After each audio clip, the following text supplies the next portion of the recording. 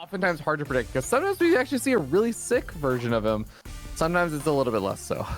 Well, I don't know what we're going to see this time, but it is round 5. All cards on the table. You win, you move on. And for offside, it's Firefly.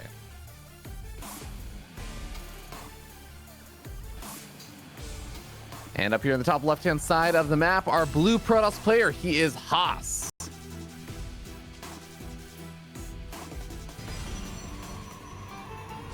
Now, I think it's worth mentioning that Haas has played like 3 different Protoss players already in this group stage. So Firefly, across the last day, sees, oh, I have to play versus Haas. This is the decider match to see whether I move on to the playoffs or not. Okay, let me go see what has Haas been doing in these PvPs so far, because I think across all of the games, I think he has, what, 8 different games of PvP from Haas that he can study between Nanami versus Cyan versus Nice, 2 of which Haas ended up losing as well to both Nice and Cyan. So I do think that is a really, really big benefit when you're facing off against Haas in this kind of format. When I think of Haas, and I think the kind of tournament formats he does best in, it's like the weekend tournament. It's the tournament where you're just facing off against a series of opponents. Haas can kind of ambush this opponent and say, I'm going to face off against you. You know that I'm going to play weird, but you don't always know exactly what I'm going to do. I think that's where Haas does his absolute best work.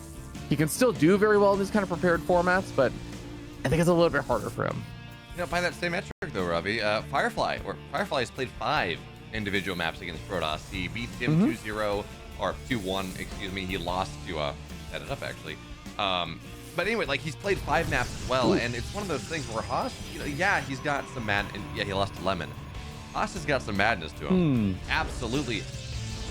But on the flip side, if you talk about that, we're also in this scenario where Haas has had 24 hours to prep something that he thinks is going to work really well against what Firefly is going to do. But for now, Firefly's actually the one that gets to get aggressive here. 2 more gateways going down, a Robo going down. Yeah, technically he's pantomiming a natural, but let's be real here. This is aggression.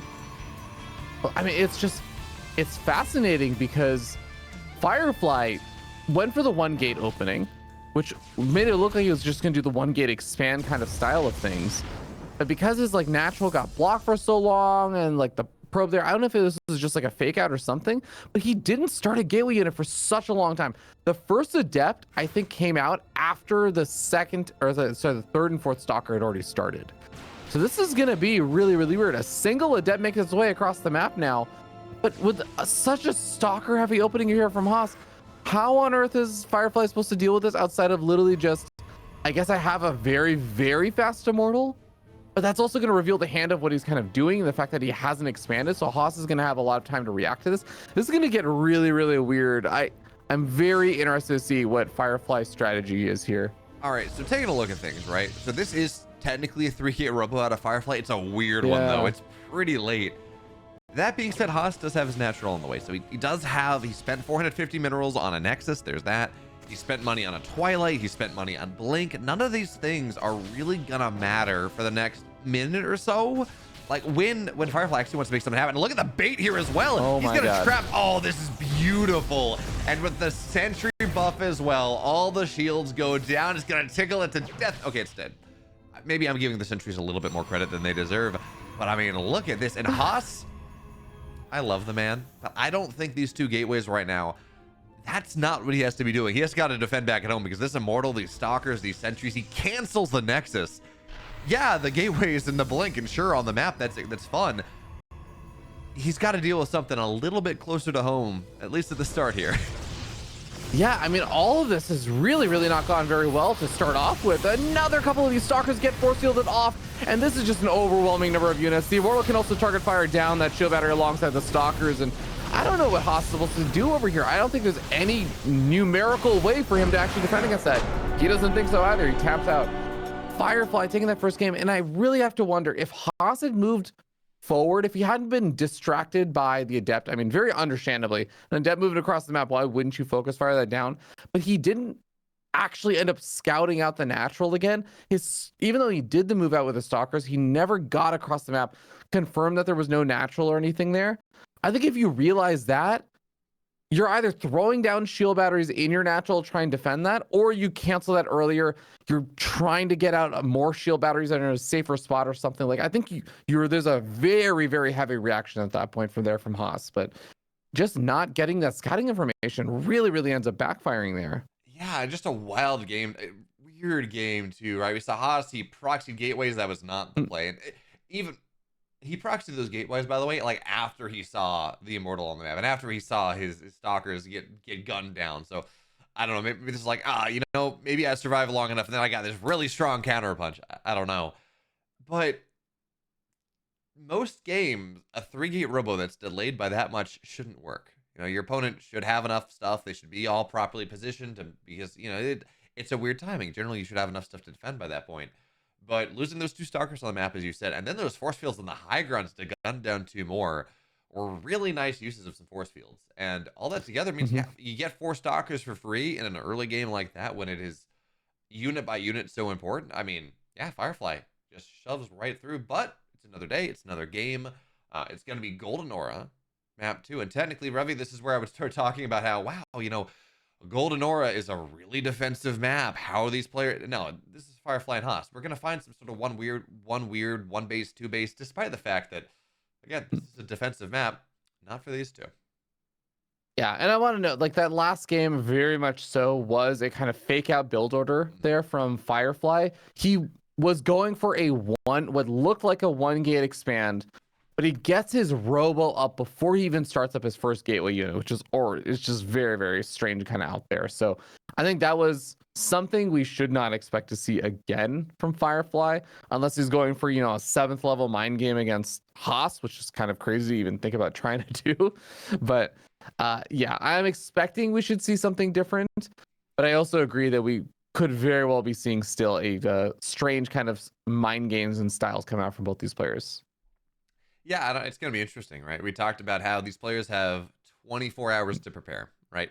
Well, maybe a little less because, the matchups end at the end of the broadcast day, and these players play 18 to 24 hours to prepare for their next matchup, right? That is time to study the large amount of PvP that both players have played. Looking historically what they've done, Firefly plays a little bit more in Open Cup, so Haas has that to go off of a little bit. And it's kind of funny, especially when you're dealing with a player as wild as Haas is. And, Firefly, he's a little bit more standard. He loves the Zealots, a little bit more standard. Sometimes when you have a ton of data to work from, that data can lie to you because you've done all this prep and you have so many thoughts twisting in your head that you missed out on the obvious thing. Don't know if that happened here, but it is something that you can kind of, you can run into. But for now, the thing we're going to run into is game 2. Bottom right, he's up 1 here for Offside Gaming. In the red, it's Firefly.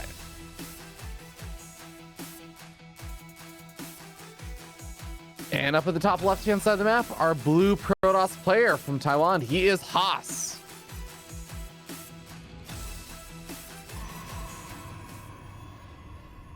I know that it's Haas has not necessarily been in like what you would call the best of form this year. I would even say like last year, but it would be pretty disappointing to me if Haas was not one of those players that was able to make it to the playoffs. I always feel like he's one of those players that pulls in a lot of attention. He pulls in a lot of like both lovers and haters, I think, out there. And it's always a delight to see him in the playoffs, but it'll also be really nice if Firefly can make it. So I would just say it's unfortunate these 2 players are playing off in this final round to decide who's going to get to advance on, who doesn't. But and I know that there are a lot of Haas supporters out there who are hoping that Haas can make his grand return to that kind of playoff stage and make a deep run. Well, look, as the world's biggest Firefly fan, it actually was funny at Atlanta. Alex 007, right, the product manager, came up to me. He's like, you know what? Because we got player cards from working the event, and he fans them out randomly and says, hey, pick one, it's gonna be good. But he told me afterwards, because I drew the Firefly card, he's like, look, I knew you were really excited about him, so I was gonna make sure you got one. You got a Firefly card, like, even if you didn't draw it. Because Ravi, I know you talk about Haas. He brings all these eyes, and by the way, we have to talk about Firefly going single gate expand on the high ground, taking a page out of Max Pax's book here. But you talk about Haas drawing all these names. Fandom is not rational, and I think Firefly is the most exciting player we've got coming out of Asia right now. So all bias on the table here. If Firefly wins, I mean, look how much damage that sentry does to shields. I'm memeing a little bit. It's fine. I'm not going to be upset. I think Firefly, I'm really excited to see what type of damage he's going to be able to do. Again, assuming he wins this series.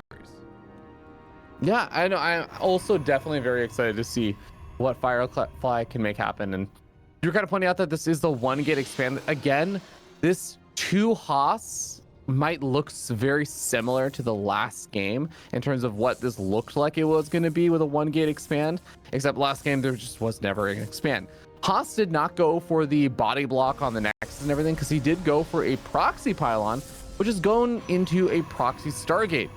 So Firefly is going to be dealing with the proxy Stargate. He has gone for a single gate robo with a warp prism, and all he has is 2 sentries.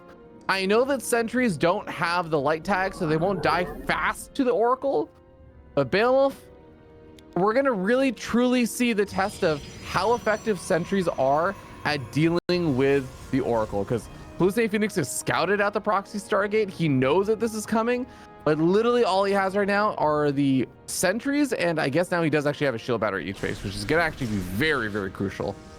Oh, look at this I love this hallucinated stalkers. Oracle's like not even gonna try, right? He's like, 2 stalkers, 2 sentries, there's no way I get anything done. And Firefly, he's got a very quick warp prism. The cool thing about this is we're gonna see a couple probes go down because unfortunately shield battery only in the main base, not in the natural. But the cool thing about this is I think this is just for almost goes down. I think this is just for like, an adept or 2 warping into the main base from a weird angle. And this is such a weird timing. There's no world where Haas expects this. He's gone for Blink behind this. He's committed a lot to his economy, trying to make a comeback happen, a lot to his tech. There's nothing in the main base. These 2 adepts, they got a ton of damage potential here. This is going to be so annoying for Haas to deal with. And he does have a couple of stalkers that are already in his main base, and he can quickly warp in some stalkers in the main base to try and body block those adepts. Does not quite manage to get the kill on one of those adepts, but 3 workers killed for free. I think Firefly is going to still be very happy about that. He has to be careful as he is going to move back in. And I don't hate this right now because we can see on the actual production tab, Blink is not finished up just yet, but Blink is getting very, very close to finishing, and he is going to end up losing, looks like, one of the adepts. And Fear Dragon on the flip side, though, I look at this and like, this is why I'm excited about Firefly. It's small things. He hallucinates stalkers to ward away the first Oracle because with how much unironically, with how much damage the new Sentry Cannon, the new Sentry Beam does against shields and 2 stalkers, I mean, the Sentry or the Oracle would not survive that. So hallucinates a couple stalkers to make sure he doesn't take any Oracle damage. Gets a really quick warp prism, puts the depths in the main base, plays around with shield with hallucinations to bounce your way out to try to optimize their lifetime and their damage. Gets 8 probes, and these are small things, absolutely, but you put it together, this Oracle is going to go down as well. These are small things, but you put them all together, and it turns into a player that you can tell like really understands the game of StarCraft and really thinks deeply about how they can go optimize their gameplay to properly respond to whatever their opponent's doing. And to me, when you see a player that is just kind of so obviously cerebral about how they play, that's a rarity sometimes, and it's really exciting to see where he's going to grow. No, I'm 100% with you, and I feel like Firefly has definitely demonstrated that he is really just kind of playing around Haas right now. He's kind of messing with him, and Haas has not really been able to deal with all of this weirdness with the openings, all the little mind games and stuff. Haas is kind of getting out like Haas in a weird way. I know that Firefly is not doing anything as strange as some of the stuff that Haas has done in the past, but he has definitely been thrown some curveballs, and Haas has not really been able to deal with it so far. Now we end up seeing this kind of like nice little move out timing where Blink is going to be finished up for Firefly, and he's going to have the Immortal in the mix. He has more Stalkers and more Immortals, and also a Warp Prism for this attack. The third base, how on earth is this actually supposed to stay up right now? I mean, you just got a wall here. The force fields, yeah, technically Haas can blink over them, but not worth doing, right? Then you actually can't make anything happen. As a Zealot, I think it's going to something snipe down, but anyways, now moving into the naturals, a little bit dicey. Charge is done right now. Stalkers try to get on top of the Immortals, and one will fall, but it doesn't matter. I actually don't think it does. The Immortals get enough damage done. The third base is down. Stalkers starting to fall down. Even with overcharge, there is far too much here. And yeah, the sentries are falling. Yeah, Zealots are really good against Stalkers and Immortals. There's nothing here. It's 43 army supply to 18. Firefly is running roughshod over Haas in this game number 2. And as he blinks around, yeah, Zealots are trying to chase things down. The Stalkers die. That's the damage. Firefly, he's on into the playoffs.